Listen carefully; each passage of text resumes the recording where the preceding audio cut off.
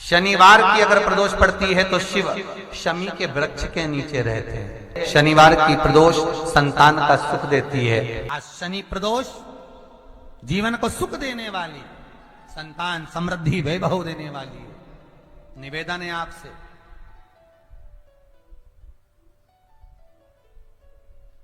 सूर्य अस्त का समय हो, प्रदोष का समय, प्रदोष काल, शाम के समय पर कटोरी में सरसों का तेल ले लीजिए।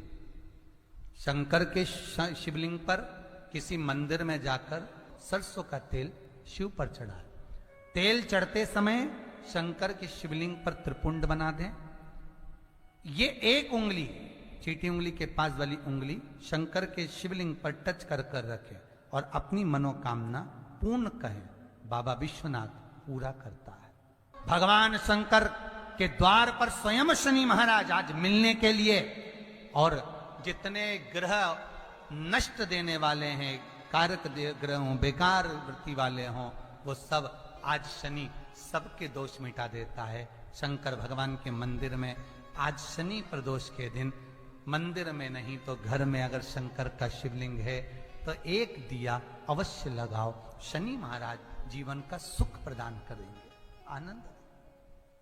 शनि प्रदोष, मान लो कोई व्यक्ति पैसे खाकर चले गया, नहीं दे रहा है, तो शास्त्र कह रहा है भगवान शंकर के मंदिर में शमी का पत्र, शमी का पत्ता, शमी पत्र, शंकर के मंदिर में काली तिल्ली के साथ में शमी पत्र, शनि प्रदोष सुख का देने।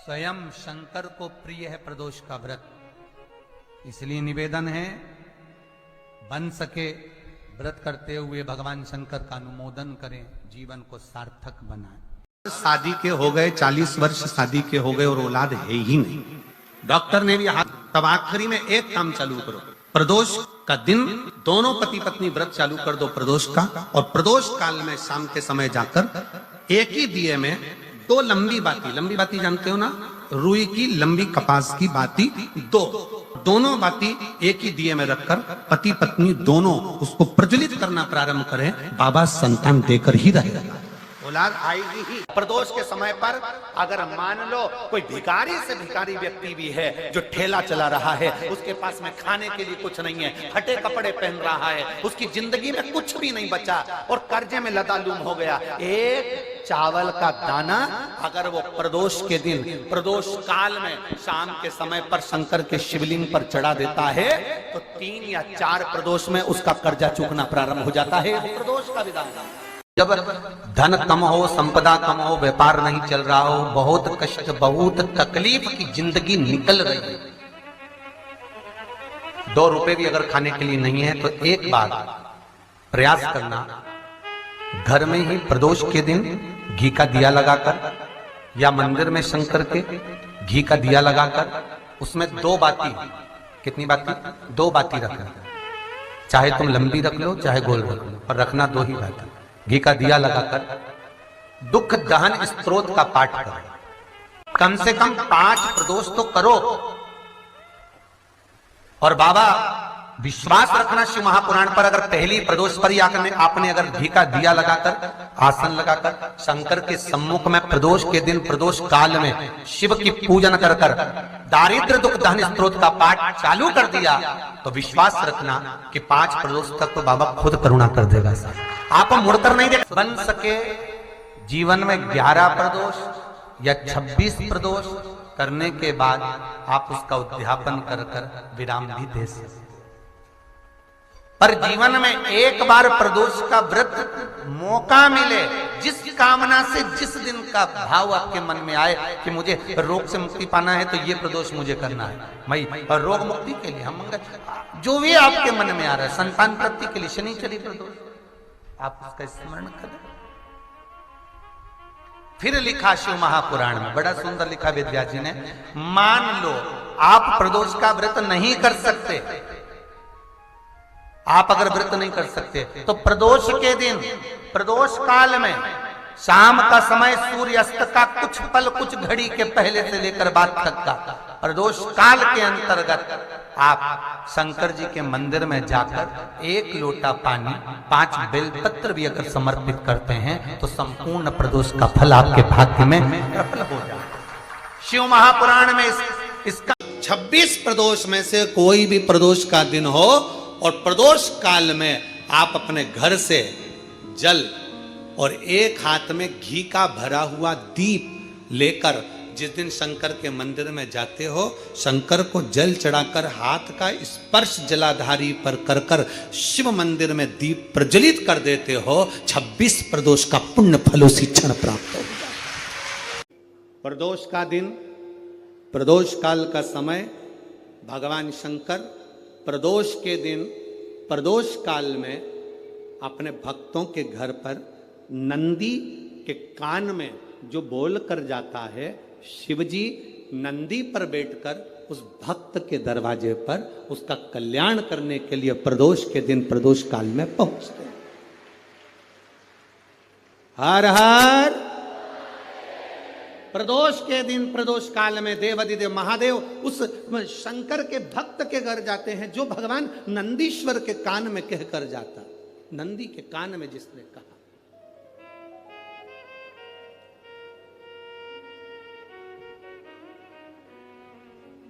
शंकर भगवान के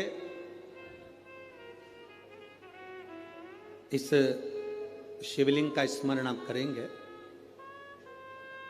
बीच में जो एक मोटी सी लाइन होती है इसको अशोक सुंदरी कहते हैं। सब लोग दर्शन करें, जम के बोलो जरा, करें।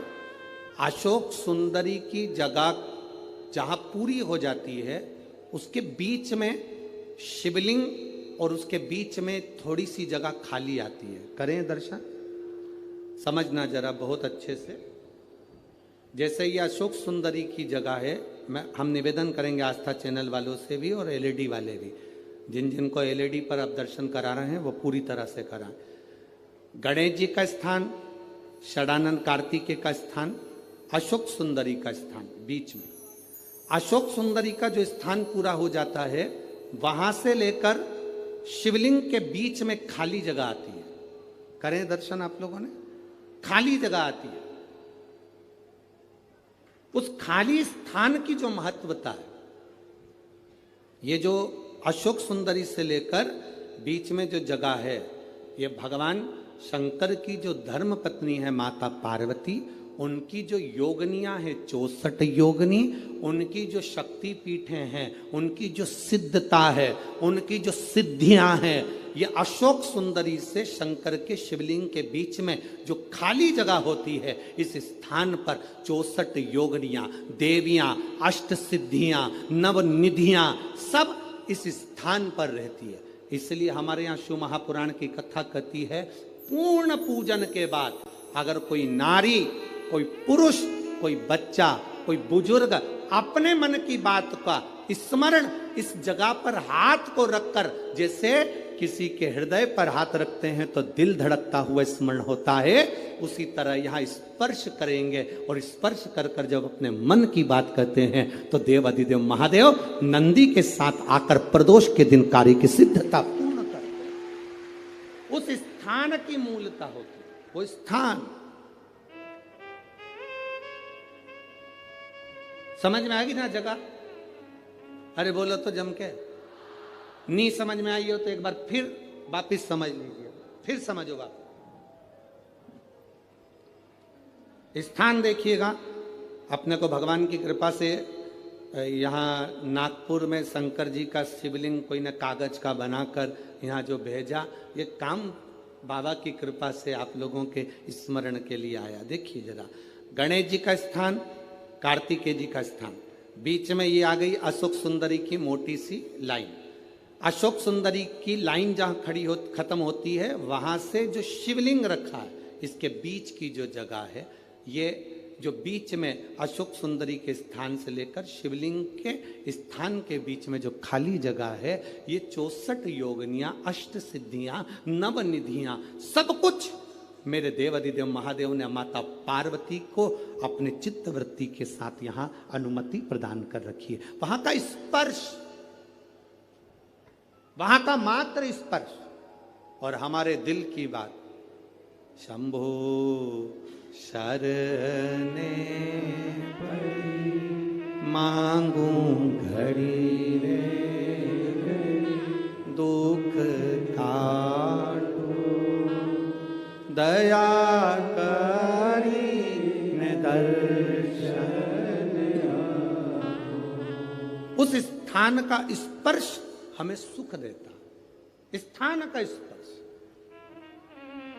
प्रदोष काल का दीप, प्रदोष काल की आराधना, प्रदोष काल की साधना और प्रदोष काल में परमात्मा का लिया गया नाम हमारे करोड़ों करोड़ों करोड़ों करोड़ों पुण्य को प्रबल कर देता है और हमारे पाप को छिन्न कर देता है। हमारे पाप, एक निवेदन आप सबसे, ध्यान करिए, सब जगह भटक लिए, सारी दुनिया में जाकर बोलिया है, जगह जगह जाकर प्रार्थना कर ली, निवेदन कर लिया, तो भी तुम्हारा अगर कोई काम ना बने तब एक काम जरूर करना, एक बेलपत्र, एक शमी पत्र, एक कनेर का फूल देवाधिदेव महादेव को प्रत्येक प्रदोष के दिन शिवजी को जल चढ़ाकर समर्पित करना प्रारंभ कर दो। 2 या 3 प्रदोष निकलेगी, मेरा देवाधिदेव महादेव तुम्हारी झोली खुशियों से भर दे निश्चित। एक बेलपत्र, एक शमी पत्र और एक कनेर का पुष्प भगवान शिव को प्रदोष की प्रदोष बाबा देवाधिदेव महादेव को जल चढ़ाकर देना प्रारंभ।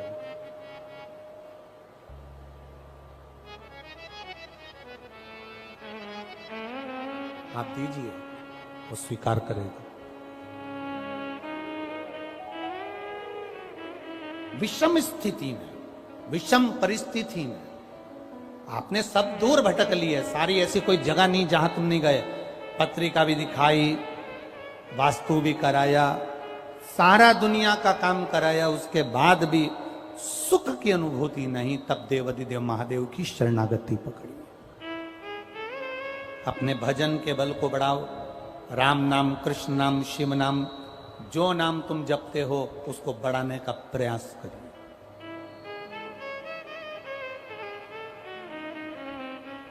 उस भजन के बल को बढ़ाने का प्रयास करिए।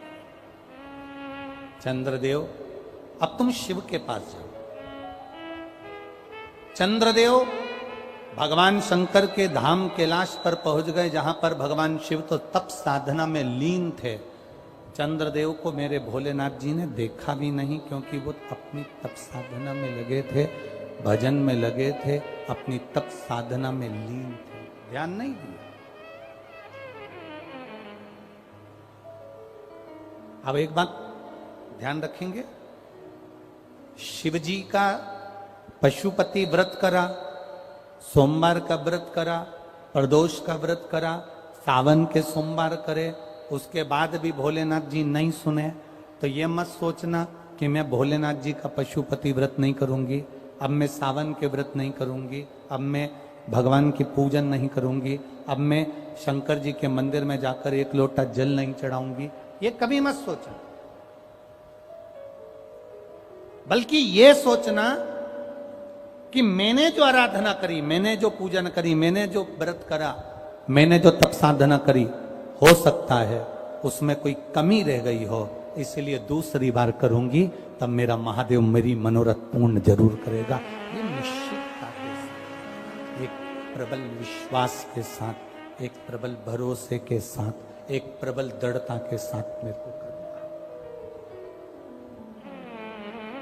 चंद्रदेव को देवाधिदेव महादेव ने नहीं देखा,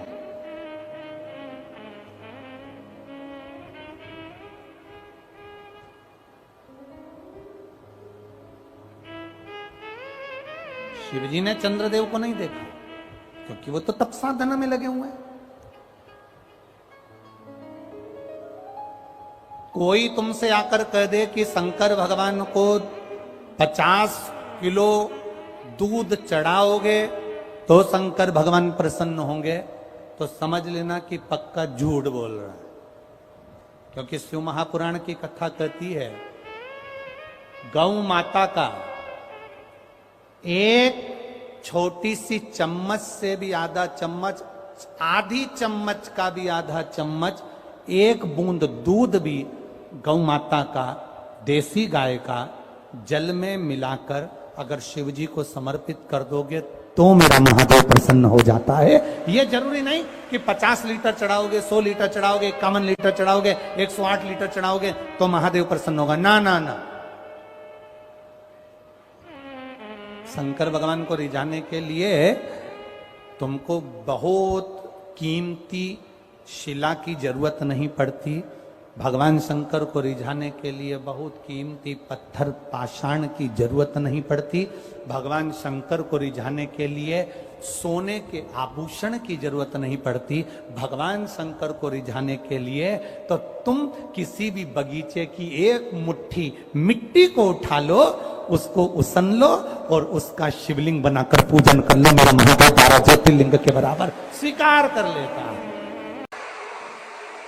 पीपल के वृक्ष के नीचे पितरों की शांति है तो कितने चावल के दाने चढ़ते हैं।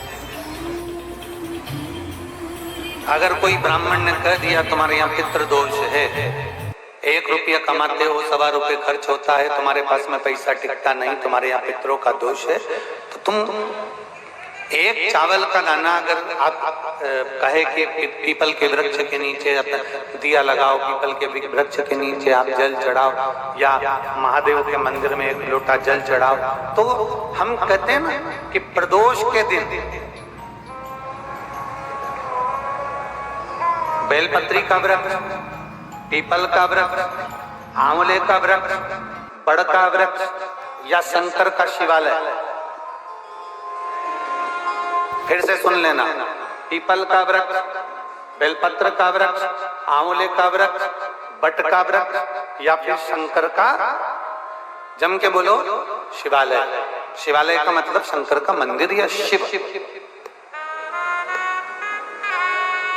प्रदोष के दिन अगर आपको लग रहा है कि हमारे यहाँ पितृदोष है, बहुत तकलीफ चल रही है, बहुत कोई ने कहा पितृदोष है, कोई कह रहा पितरों का तुम्हारे यहाँ ये तकलीफ है, पितरों की ये तकलीफ है, पितरों की वो तकलीफ है, पितरों की ये तकलीफ है, बार बार अगर कोई कह रहा है तो फिर आपको उसमें स्मरण करना पड़ेगा कि हम चावल के कितने दाने भगवान शंकर को समर्पित कर दें कि भोलेनाथ हमारे पितरों को तृप्त कर।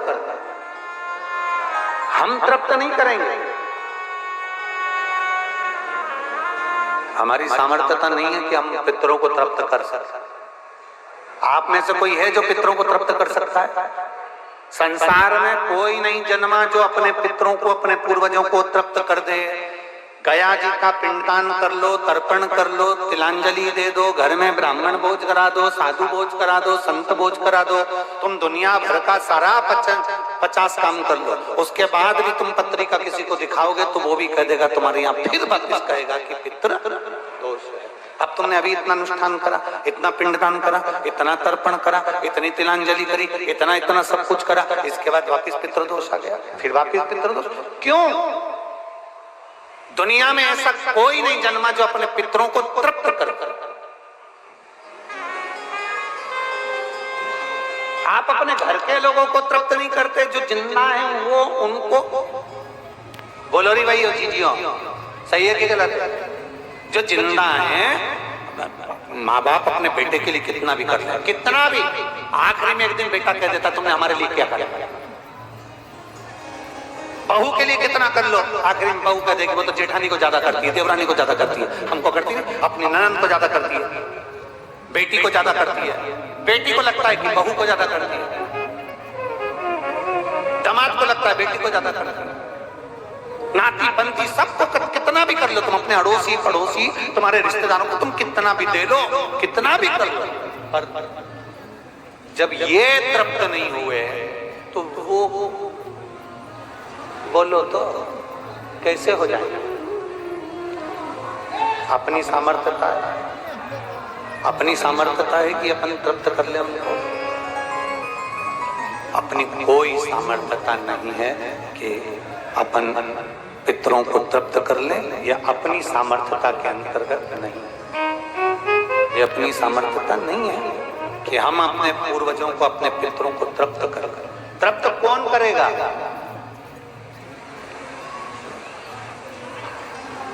जिनकी शरण में पित्र है। वास्तु के देवता भगवान शंकर, काल सर्प दोष के देवता भगवान शंकर, जितने दोष होते हैं पितृ दोष के देवता भगवान शंकर, तो हम तृप्त नहीं कर सकते। अगर इनको तृप्त करेंगे तो देव अधिदेव महादेव करेंगे। आप 7 चावल के दाने, या तो पीपल, बेलपत्र, रेशम, पीपल, बेलपत्र, आंवला, बटवृक्ष या फिर शिवालय, प्रदोष के दिन 7 चावल के दाने आप इन जगह में से कहीं पर भी अगर आप समर्पित कर देते हैं, तो उसके बाद आप जो जिंदगी जी रहे हैं, और 3 महीने फिर आप अंदाजा लगा कर देखना कि आपने जो 7 चावल के दाने इन स्थान पर अगर आपने समर्पित करे, तो उसका फल पितरों को मिला कि नहीं मिला, और उसका फल हमें प्राप्त हुआ क्या? ये वो स्थान है जहां प्रदोष के दिन 7 अक्षत चावल का दाना भी हमारे पितरों को, पूर्वजों को तृप्त कर देता है। कौन कौन सा स्थान वापिस बोलेंगे सभी लोग? पहला पीपल, दूसरा बेलपत्र, तीसरा आंवला, चौथा बटवृक्ष और 5वां शिवालय, शंकर भगवान का स्थान होता है। तो प्रदोष व्रत का नियम जो आप ले रहे हैं, प्रदोष व्रत को जो आप श्रवण कर रहे हैं, उसको जरा ध्यान से सुनिएगा। सबसे पहले स्नान ब्रह्म मुहूर्त का, सुबह का, उसके बाद में फिर आसन पर बैठकर भगवान की भक्ति को धारण करना, शंकर का अनुमोदन करना, शिव भक्ति में डूबे रहना, शंकर का स्मरण करना, शंकर के नाम का स्मरण करते रहना। ये प्रदोष का मूल तत्व। महाराज,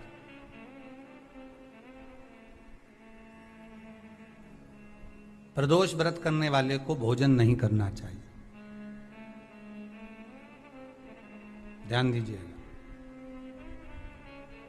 फलाहार करो, उसमें भी नमक का सेवन मत करो। प्रदोष व्रत में नमक का सेवन वर्जित होता है। कारण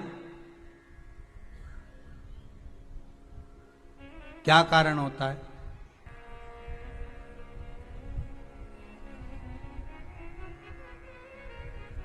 पूजन करें प्रदोष काल में, शिव की आराधना करें,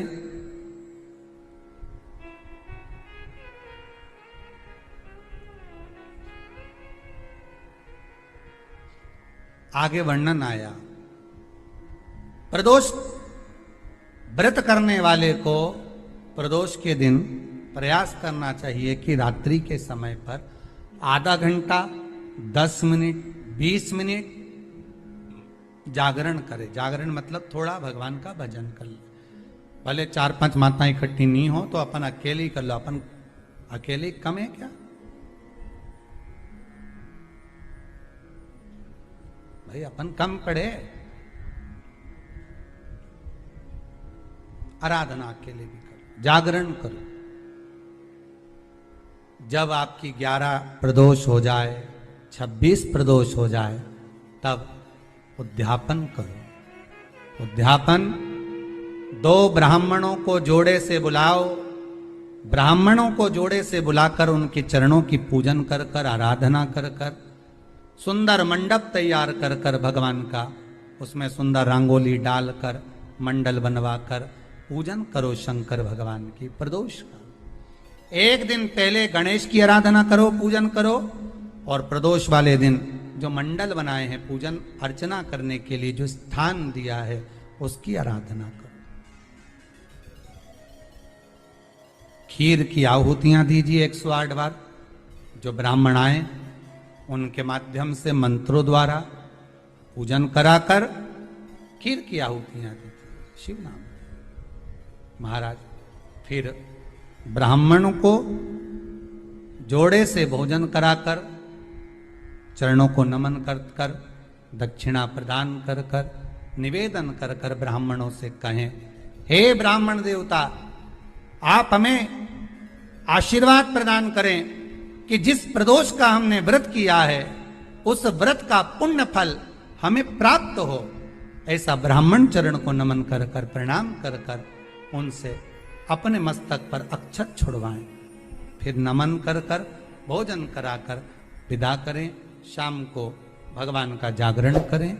ऐसे प्रदोष व्रत का उद्यापन कर अपने जीवन को सार्थक बनाएं।